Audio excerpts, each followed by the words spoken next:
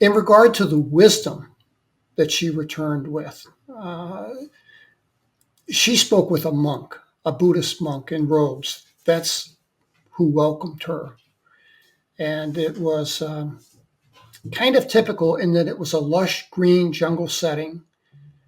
She said that she felt this interconnectedness with the grass, the fish in the koi pond, this beautiful scenery, and a white veil behind her, that she knew that if she crossed that veil, she'd not be able to come back.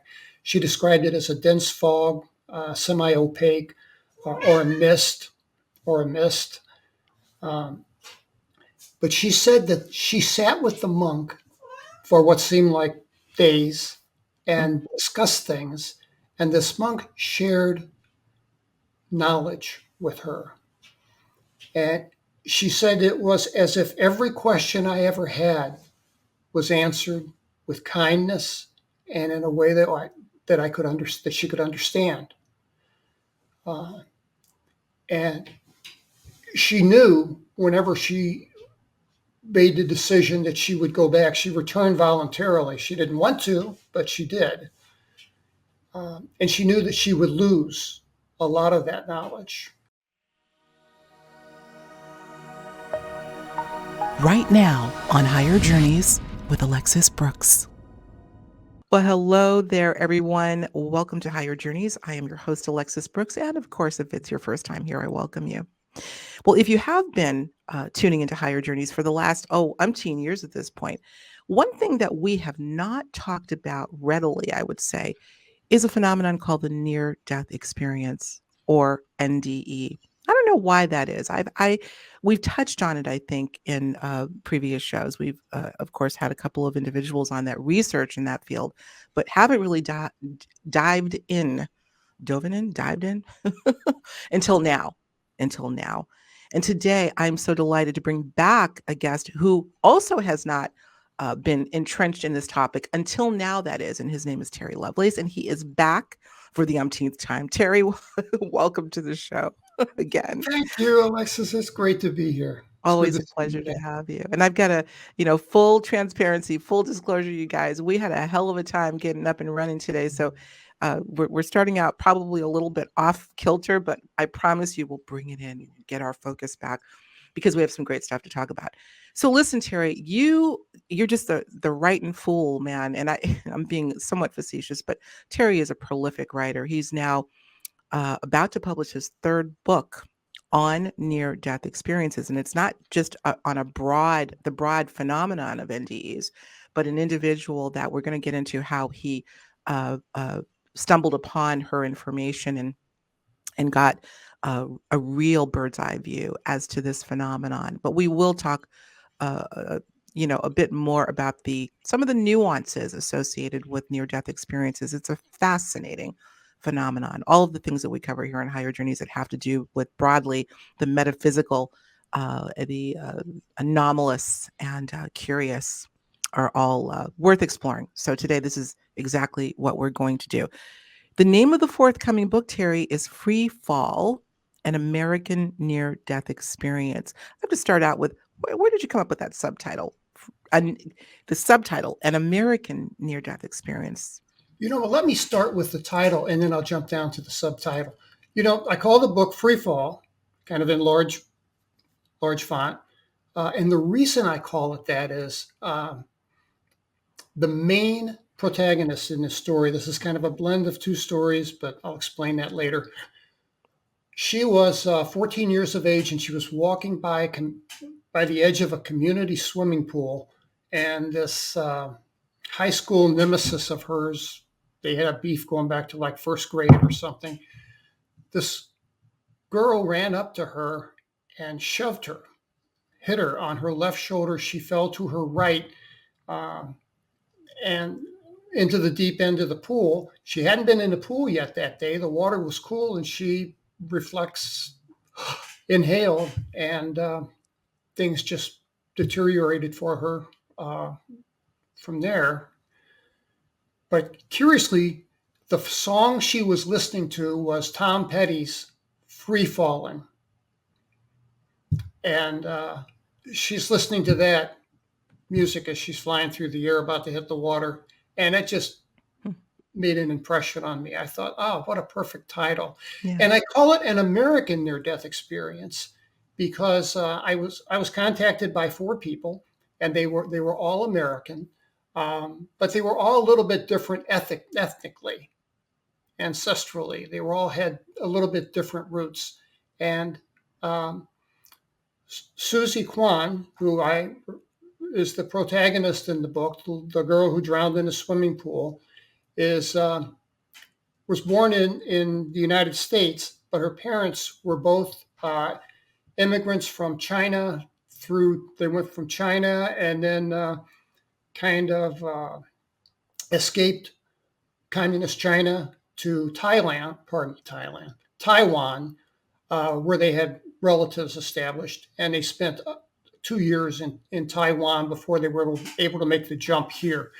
They were both medical doctors, and that helped them get in. And Susie is of Asian descent, but one of the things she expressed to me was, my ancestry, my culture, my familial connections are Asian, but I want you to make it clear that I'm an American. Hmm. That was important to her. And, there was during the COVID lockdown, there were a couple of isolated incidents, but they were pretty ugly, pretty dramatic, that happened in San Francisco, if I recall, involving crimes against Asians. Mm-hmm. And this was about the time that the COVID virus was called the Wuhan virus, or the Chinese virus, or the virus somehow became erroneously tied to a group of people. Mm-hmm. And, the virus really doesn't care about your ethnicity. And that should never happen. That should never be an identifier. So she was obviously very sensitive at the time. As you were taking in this information, this was right at least at the beginning stages of the pandemic, correct? Correct. Okay, so that's understandable. Okay, well, it's relevant to the conversation that we're going to get to, Terry, because we're talking about a phenomenon that I don't think knows any gender, color, religion, or anything, and yet for her, I think it is relevant because of the nature of how she ended. We're going to kind of fast forward to the experience that precipitated the NDE, being pushed in a community pool while she was with her best friend, also, I believe, Asian American. They were 14-ish years old, and she was pushed in the pool by a bully who had been taunting both of these girls based on their ethnicity. That's So right. I'm sort of jumping to conclusions here, but I would imagine that particularly because she died temporarily, that was a very, very heavy experience for her. And so I would imagine that the sensitivity of wanting to be clear, don't look at me as one of those, different types of people, different type of race. I am an American. So again, this is just an assumption, but I can see where that sensitivity would come in. So very, very, this is something that we all have to face. We could go into more of a topical issue of race and gender in the society right now, and the divisiveness that continues to perpetuate based on those things. And they do kind of fold into these conversations having to do with otherworldly experiences. I'm going to be working on looking into that a bit more. But for now, I want to ask you just briefly, folks that know your work, your incredible work with 2 books on your experience at Devil's Den, know you as an experiencer, a contactee, and you've been very, very transparent about your own experiences and the tumult that went with that. How did you, or why did you feel the need to dive in to this different, and though I would argue connected, phenomenon of near-death research? I'm an experiencer, and I'd heard of the near-death experience as a phenomenon, but I don't know much. I've never studied it. I've never really had an interest in it. And from 2019 through 2019, 2020, I had 4 people contact me out of the 4,000 that have contacted me to date. Um, I leave an email in the epilogue of every book that I write, and it's Terry Lovelace at yahoo.com. And I encourage anybody, if you've had an experience that you want to share, I'd love to hear it. And I've had people write to me who had encounters with UFOs, with aliens, with Bigfoot, with ghosts, with shadow figures, all kinds of stuff. And I had precisely 4 people contact me with near-death experiences they wanted to share. And one of the first things that they asked was, do you see the connection between your encounter and the near-death experience? And I have to admit, at first I didn't. I really couldn't make that connection because I was thinking in terms of supernatural versus paranormal. And there's not really a distinction there. So Yeah. the issue is consciousness. It dawned on me like out of the blue. This is all related to consciousness.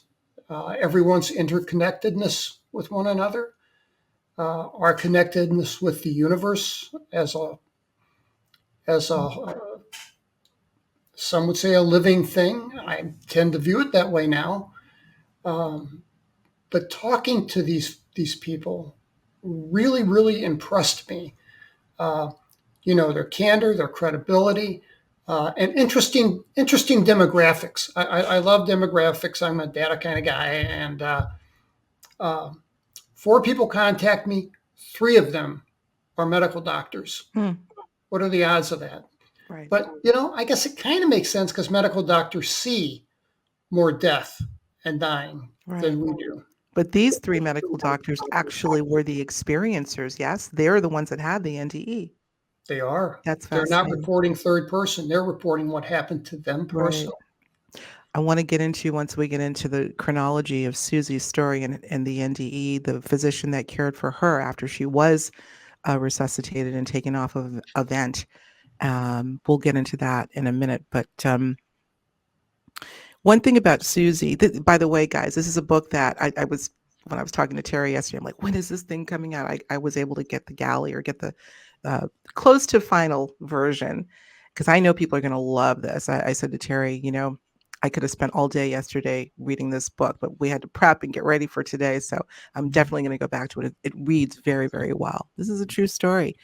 Suzy's story is very fascinating, and yet not unlike many I've heard in terms of children and their own psi or psychic experiences. She's no exception. At 4 years old, she recalls, as early as 4 years old, having many visits by spirit beings, one being which she would eventually find out to be her grandmother, long deceased, who she had never even met. And it was her grandmother, we're going back now to when she was probably about 6 years old, Correct. who came to her at her bedside one night and said, Suzy, get ready for a typhoon. Talk about what happened there and how her dad was involved, if you would. Yeah, it's a really interesting story. She had this vision of her grandmother, which she'd seen before, usually limited to just seeing one another, acknowledging one another, and there being an exchange of unspoken love between the two of them. And this night in particular, her grandmother appeared to her and told her, be ready, Suzy, a typhoon is coming. And she woke up the next day and, she's 6 years old. She's thinking, I don't think there are any typhoons in Kansas. She had to ask her mother to make sure. And she learned about tornadoes, but, no typhoons. And of course, Grandma was speaking metaphorically. Shortly after that, her father was on his way home, 2 miles from home, stopped at an ATM. And this was 1981. 81, cusp of 82. He stops at an ATM. ATMs are relatively new. The one at this bank had just been installed. And 9 o'clock at night, he is making a withdrawal. And the withdrawal was maxed out at $200. That's all you could take at the time. And a man with a typical black hoodie walks up behind him and sticks a revolver to the back of his neck and said, "Give me your money and your wallet." And I think that Dr. Quan, I think that her dad really believed he could comply with this and go home that night. And that sadly didn't happen. He handed his wallet over his shoulder, which the man took. He took off his watch and handed it back over his shoulder. And of course, he gave him the stack of bills with the ATM receipt on top, which comes into play some years down the road with a fingerprint. But as soon as he took the cash with the receipt, he pulled the trigger and killed him. So, Susie, you remember those kind of events vividly. Of course. And she was home with her mother, and the police knock on the door, and give her the news.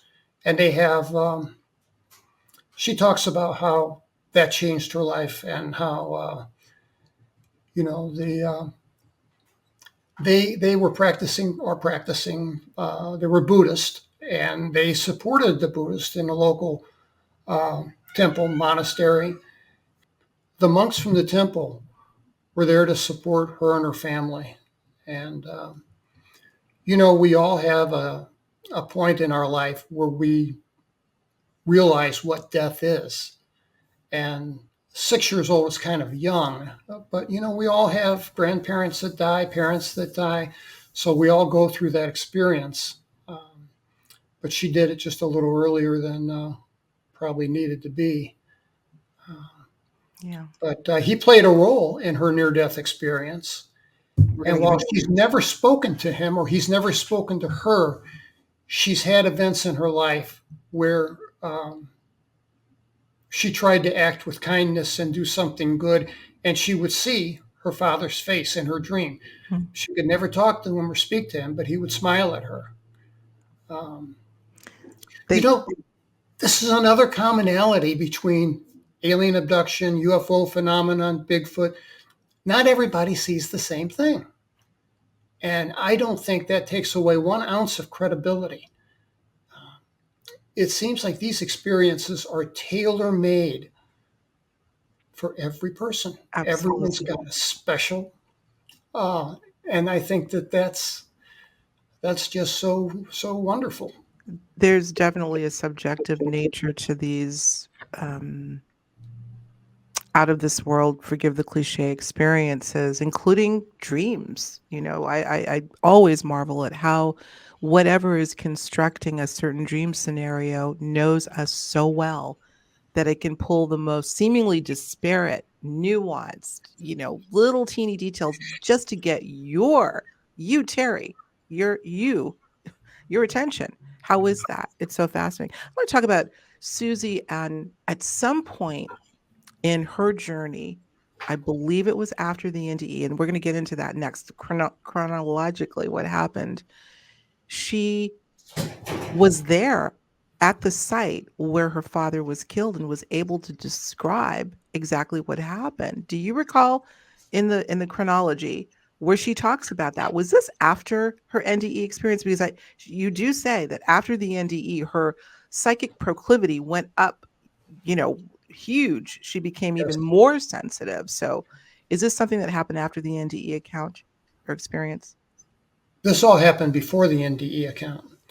Well, I know her father was shot when she was 6, but at some point she felt herself to be at that ATM, reliving it. Yes, that's after, when she has what she refers to as enhanced psychic ability. Okay. And that dream was real important to her. And she recalls that in the dream, it was black and white, of course, and it was dark, and There were the flashing lights, although I don't know if they were flashing at 9 o'clock at night. That doesn't make sense. A busy street. And she recalls a piece of newspaper blowing across the road, which I immediately thought of. There's a Twilight Zone episode where that plays a big role in setting this spooky scene, this newspaper blown across the road. And that was part of her memory. And she was in the shrubbery. And she watched this man walk up, pull out a silver pistol, put it to the back of her father's head. And she didn't hear the conversation as much. She saw her father try to comply with the robber. And then she saw the yellow flash. And then that's when she heard this deafening boom in her dream that woke her up. And so she relived it through her eyes, but she believes that what she saw was a genuine How it went down. reliving of what actually happened to her dad. Right. That's amazing. Amazing and yet not surprising. I want to read a quote from your book in which Susie describes what it was like to be in her near-death state. I'm going to kind of jump to that, and then I want to go back to more of what she described. She says, quote, "I suddenly entered the light. I wasn't Susie anymore. Sure, she was a part of me, but not the true me, not my essence. This was the real me. I felt more alive than ever before. I felt my consciousness expand, and I experienced an awareness that was unavailable to me in the constraints of a human body. I had access to knowledge and wisdom I knew, but had never been taught. It was now simply remembered." I think that's so powerful, the remembering of outside of the constraints of being in a human body, remembering, coming back perhaps to the Akashic. What were your thoughts about that, how she expressed that? If you're enjoying this episode, along with all of the subjects that we cover here on Higher Journeys, then I invite you to join our members-only community on Patreon, where we go even deeper into the conversations with the guests that you know and love. Not only does your membership ensure that we can keep this work going and growing, but you'll also get immediate access to our exclusive after shows. Get up close and personal with the guests of the show, along with many other member perks. So click on the link below to join now, or visit higherjourneys.com, where you'll find the Patreon link. We'll see you on the journey. Thanks. I was astounded. I was stunned because there's a little more to that. When people pass over, they tend to encounter a deceased relative. If their belief is Christian, they may encounter Jesus, the Virgin Mary, an apostle, a saint, just a holy man of some description. And if atheists and agnostics encounter, sometimes it can be a tribunal, sometimes it can be just like a spirit guide, sometimes it can be just the universe. So the thing is the event is tailor made for people, and she said that it wasn't a linear experience. It was as if everything had happened at once. In regard to the wisdom that she returned with,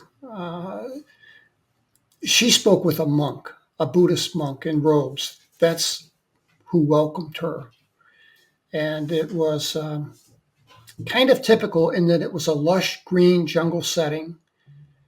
She said that she felt this interconnectedness with the grass, the fish in the koi pond, this beautiful scenery, and a white veil behind her, that she knew that if she crossed that veil, she'd not be able to come back.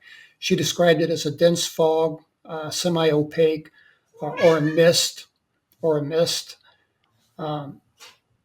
But she said that she sat with the monk for what seemed like days and discussed things. And this monk shared knowledge with her. And she said it was as if every question I ever had was answered with kindness and in a way that she could understand.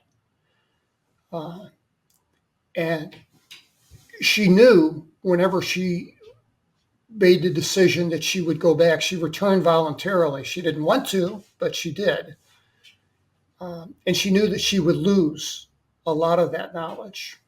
And that kind of frustrates her because she says, I know some really cool stuff. I just can't access it. Mhm. I want to interject something there. In getting back, Terry, to the contact phenomenon and encounters with non-human intelligence, in which often, if not most times, it's a telepathic exchange of information from the non-human entity to the human. There is it's not a screen memory, but a gap in which you can't remember for some reason all of the details, and yet you know it's there. So that would be, excuse me, another correlation I could make with these, if you want to put them in what Ray Hernandez from Free calls contact modalities, of which NDEs are a part.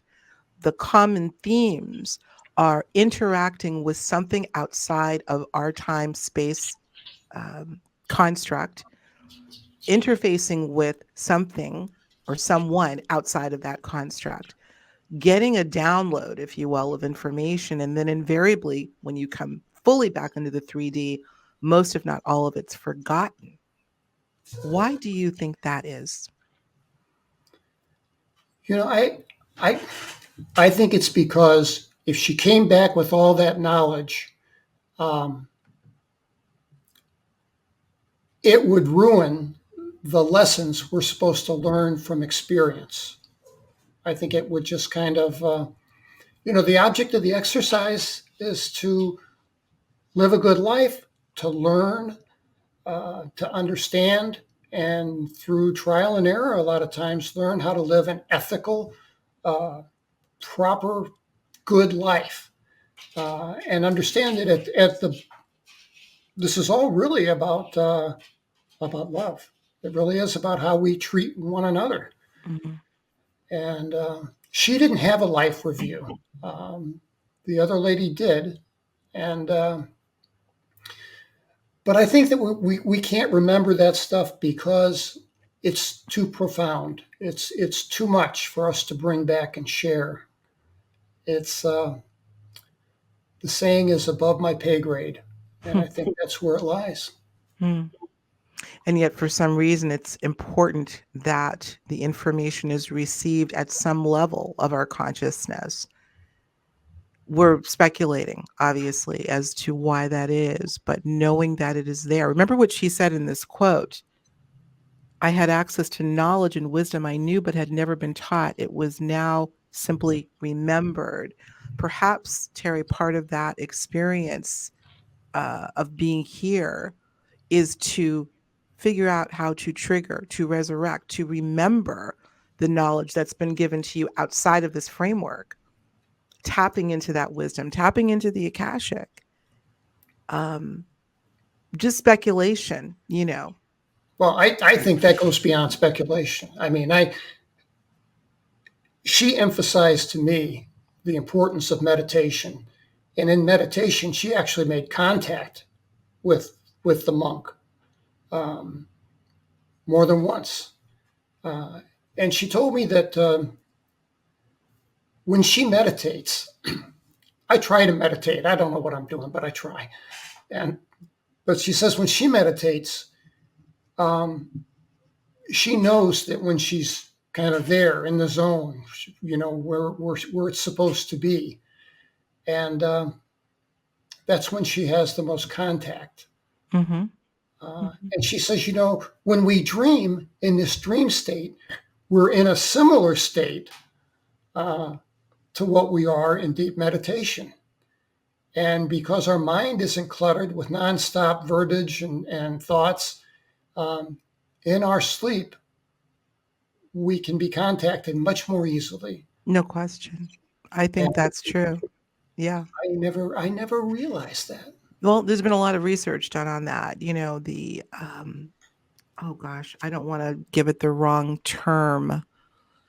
There's been some great work done on the dreamscape as compared to the out of body state, near death state, and even contact encounters. In fact, there are many who feel that their contact encounters are during the sleep state. And there's a very sort of blurry line. There's no real line of demarcation between what might be a dream and an actual encounter. Are we actually traveling when we're in the dreamscape? So there's definitely a lot of, I say reality is not black and white, but infinite shades of gray.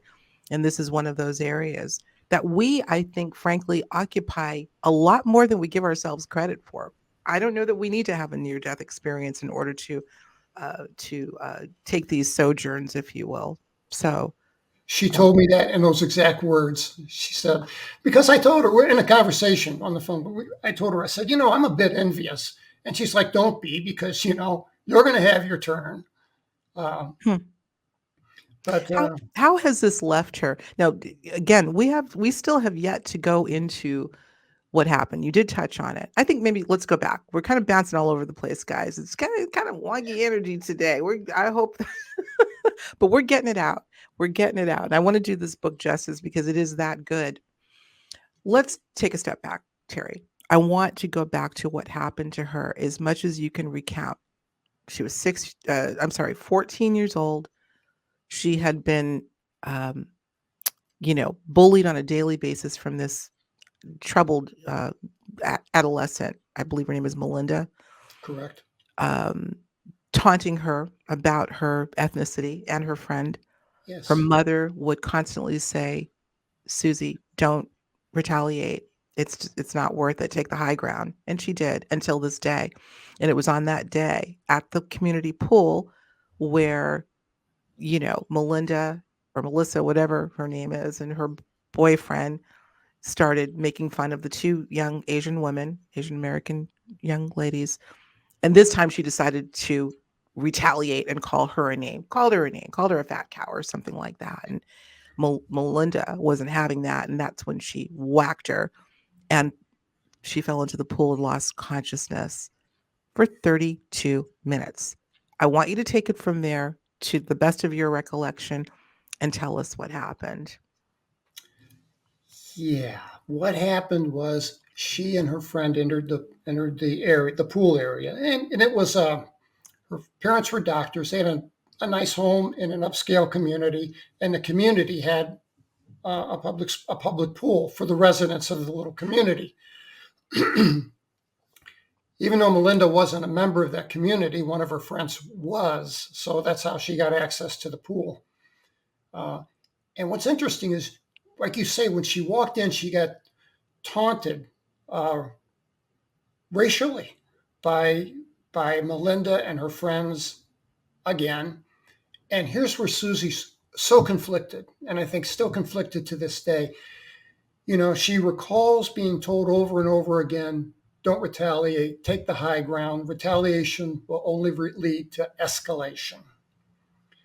And she made an interesting comment. She said that after she made the rude comment, I think the rude comment was she said to her friend Mary, I didn't know fat cows could talk.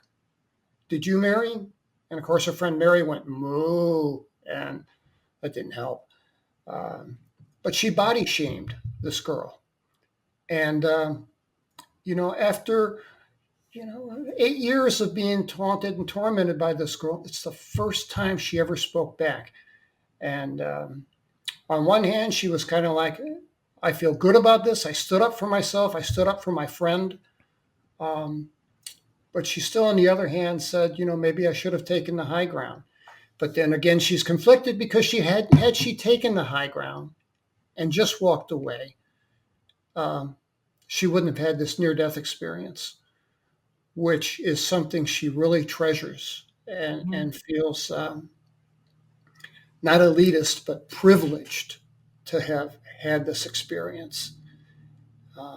So she wouldn't trade it. I mean, the way things turned out, she said, I wouldn't trade the outcome for the world. Mm-hmm. But yeah.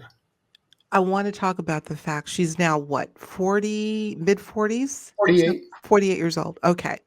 Practicing physician, correct? Correct. Pediatrician. Interesting. Let's talk about the skepticism and maybe the lack thereof of the NDE phenomenon within the medical profession.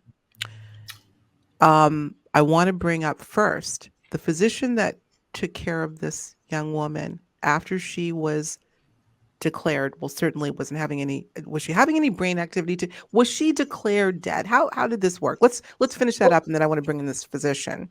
Okay, yeah, this was all on an emergency basis, so they didn't have time to hook her up to an electroencephalograph. Here's how it played out. Okay. She hit the water. She had that automatic response of inhaling from the shock of the cold water. Takes me back to the movie Titanic. And she panicked. She said she felt more fear and more panic than she'd ever felt in her life. And she heard a female voice that she couldn't identify, thinks it might have been her grandmother, but it was a female voice, clearly spoke to her in her head. And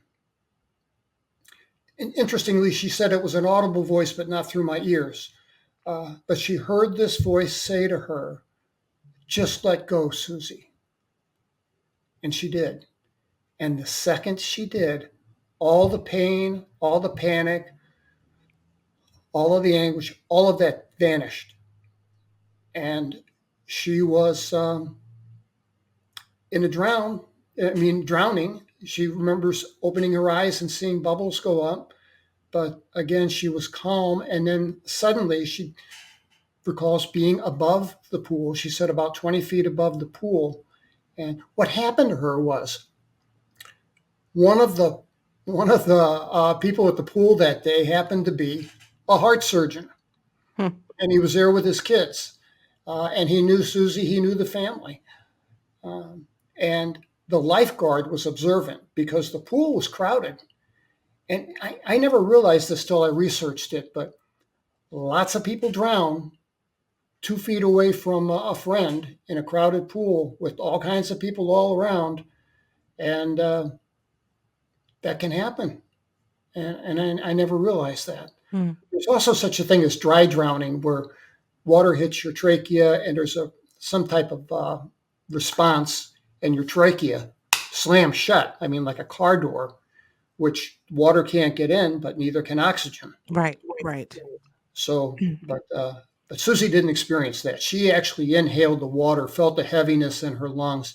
So the observant lifeguard jumps in, grabs her, pulls her out, and she's on the cement by the edge of the pool. And of course, the cardiac surgeon, is right there. And the lifeguard was hip to CPR, and they started giving her CPR immediately. The lifeguard did the mouth resuscitation, and the heart surgeon did her chest compressions. And I didn't know this, but she was told that the lifeguard turned her head to the side, and she actually spewed water out of her mouth like a fountain. Wow. Which kind of amazed me.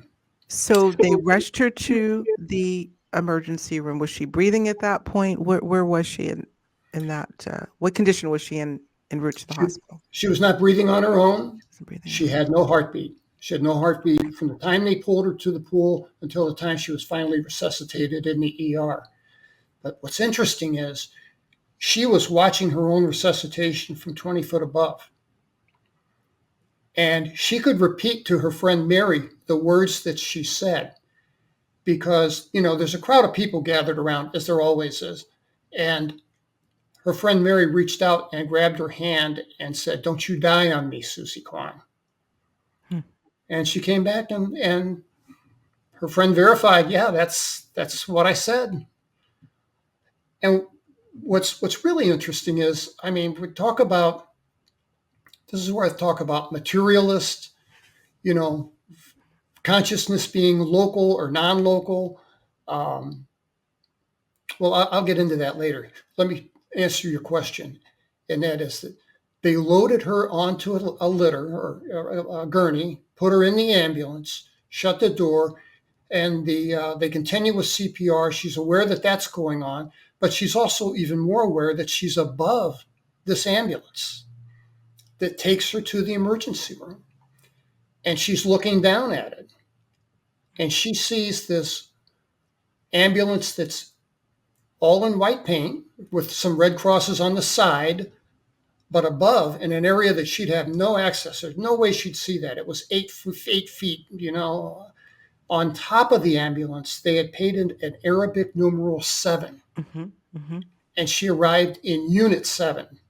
And I drove an ambulance for a while when I was in the military, and I know that they do that so that helicopters can identify which vehicle is about to arrive at the hospital, who's in which vehicle. It makes sense.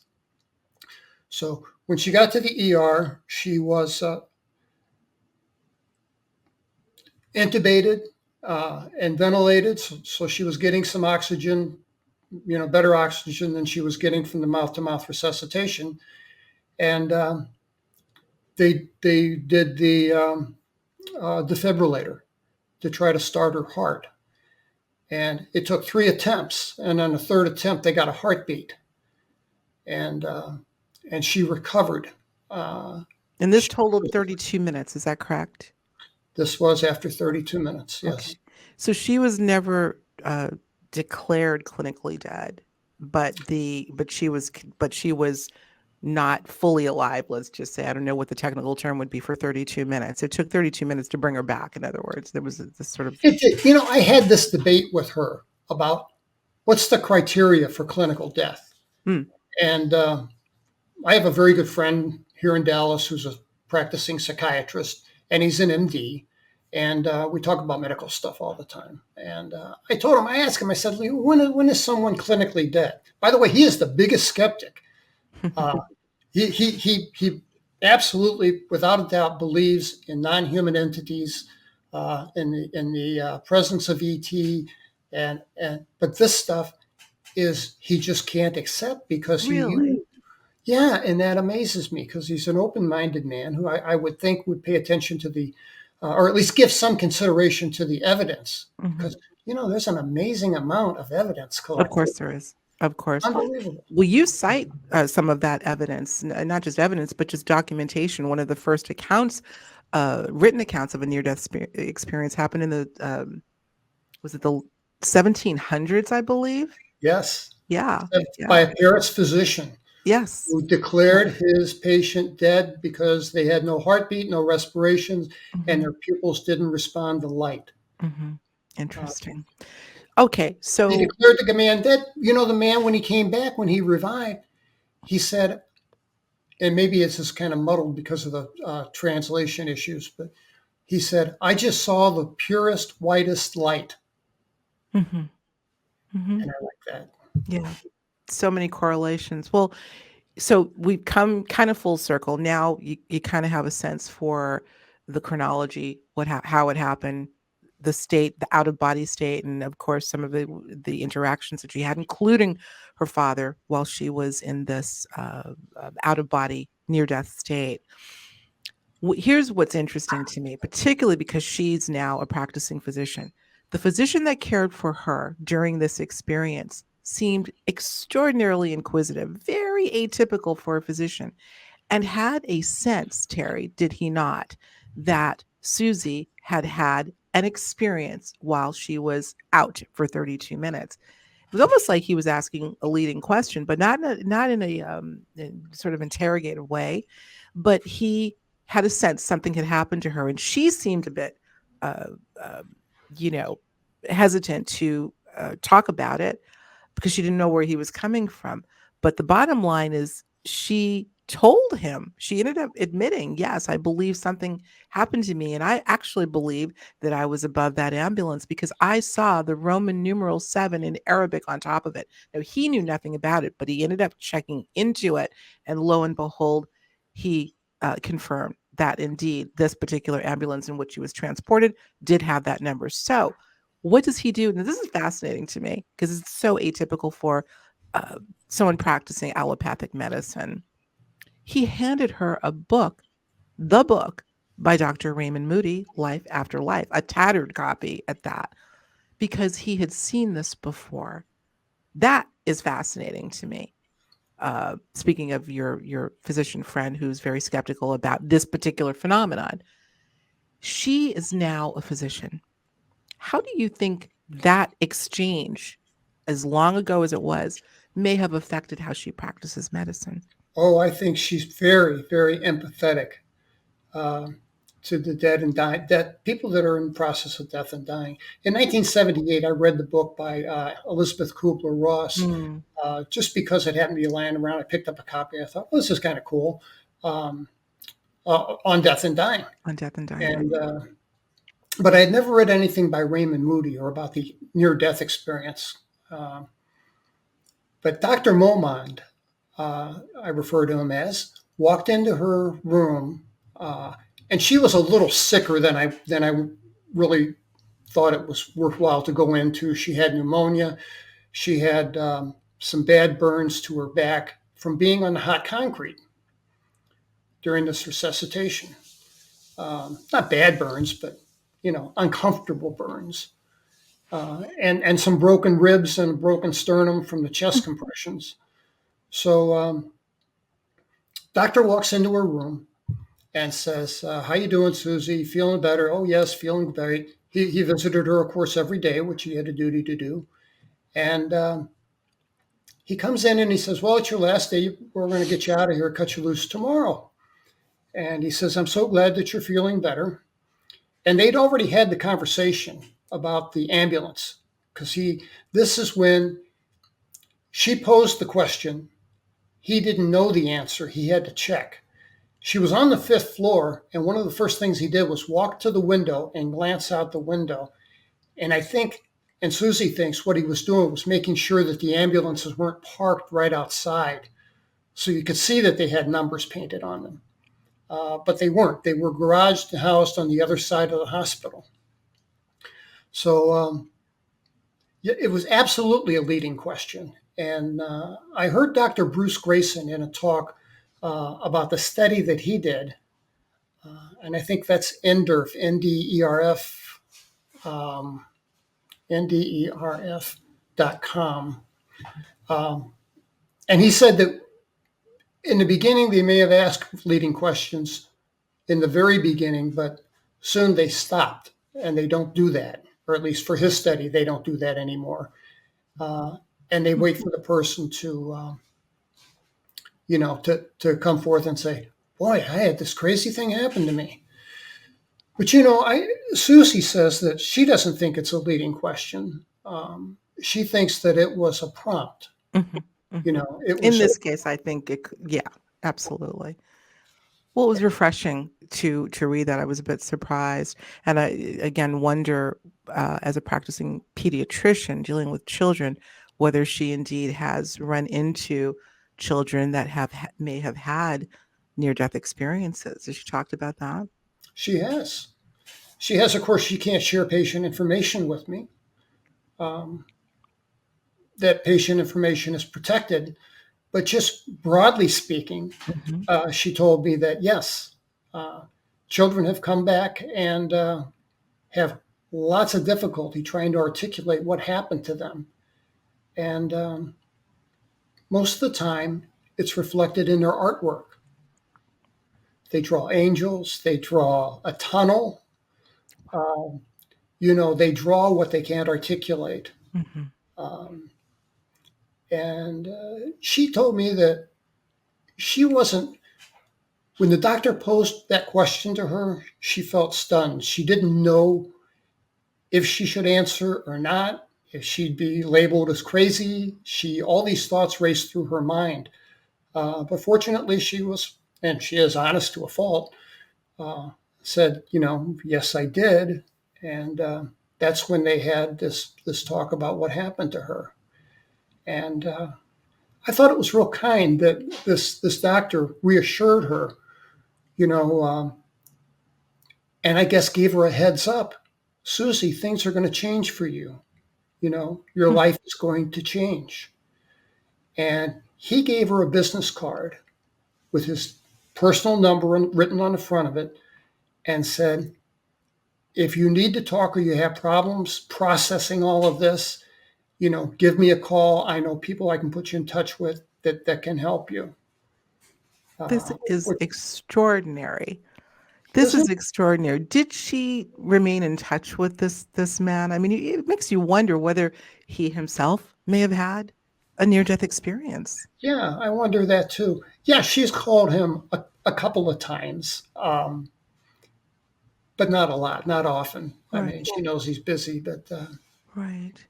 Well, that in and of itself is a bit of a anomaly, particularly in a profession that is so loath to, grounded in materialism and loath to give any credence to something that science can't prove as yet. We're going to wind down soon, but here's where the cliffhanger is going to be, guys. I think you mentioned very briefly the other woman, and you never really got into who that other woman was. What the deal is that within the story of Suzy Quan and her near-death experience, another woman, true story, who happens to be a physician as well as an NDER, as we say, sort of euphemistically, and hers was precipitated by a horrific car crash. Now, I'll say this, and then we're going to take it over to the after show because we're running out of time. And this is going to be a real good one, guys. This is something that I didn't know how to term. I'm gonna key this up. I'm gonna key this up for y'all and come over and listen. This particular woman was in a car crash. She was with two other people. Those two other people, unfortunately, did not make it. They both died. She, along with the two other people, Terry, had a shared out-of-body experience in which they were both hovering, all three of them were hovering over the accident scene, witnessing what was going on with their mangled bodies below. Okay. This was impetus, I believe, for you to study a little bit on this phenomenon.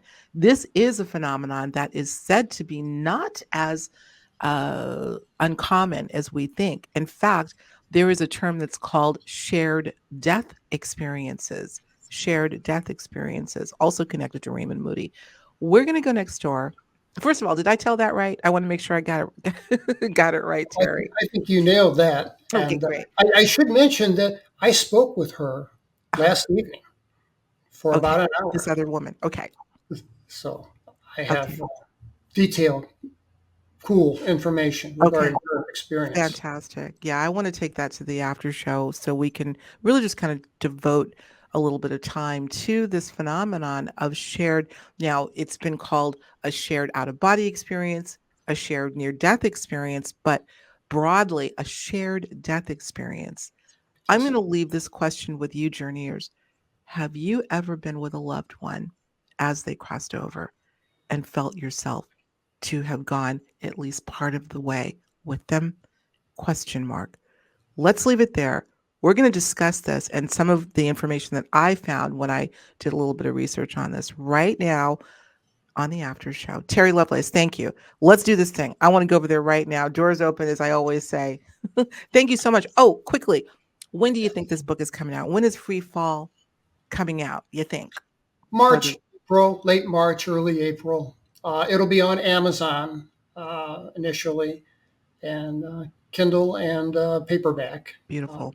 I'm doing a hardcover too this time. Good. I People still ask like me for that. hardcover. I like tangible things, so that's good. Yeah. You're an amazing writer. I've enjoyed both of your books, both of the Devil's Den books. If you haven't had a chance to take a look at the Devil's Den books, The Reckoning being the second one, please, we'll make sure we'll have links to that. This is about Terry's incredible adventure, his odyssey adventure with the ET contact phenomenon. But now we're talking NDE. So with that, let me say thank you, Terry Lovelace. Do not hang up. Let's go next door and talk about shared death experiences.